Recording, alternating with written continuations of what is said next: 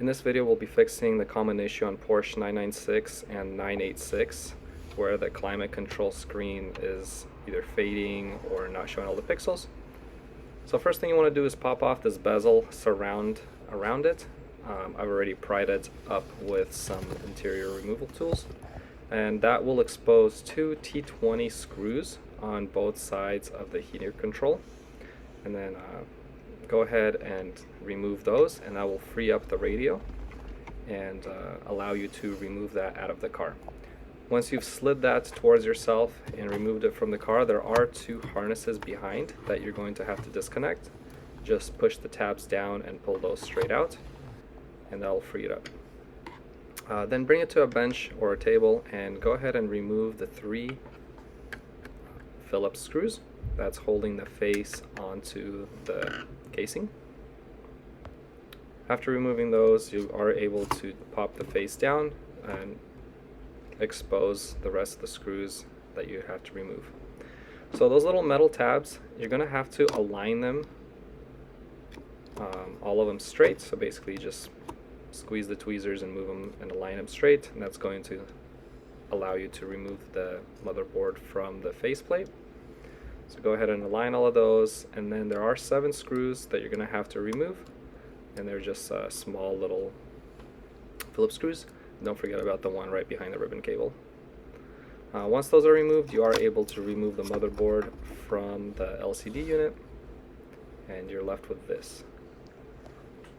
At this point, you're going to want to remove the little plastic piece. That's just a little diffuser. It pulls straight up, and it'll show you the rest of the thing. And yeah, so those two little tabs, you want to push those in because it's kind of holding the glass in place. Once you push those in, then it allows you to pop the screen back. You're going to want to remove the orange filter, and keep in mind just the orientation of everything, so then you can put it back in the same way.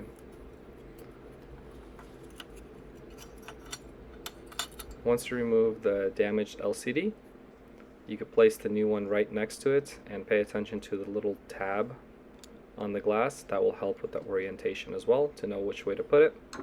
And then you're going to want to transfer the foam little pieces from the old one to the new one, and then you should be able to put it back.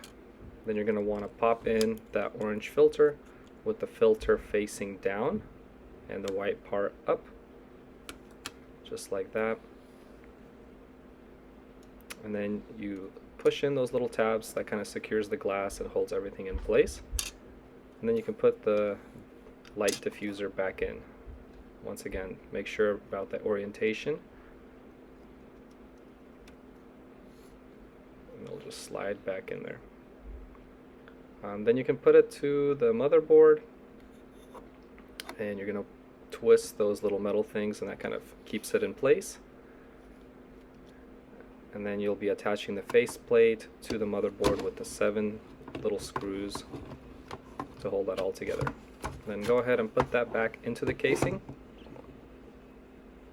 and you'll have the 3 little Phillips screws holding the whole unit together.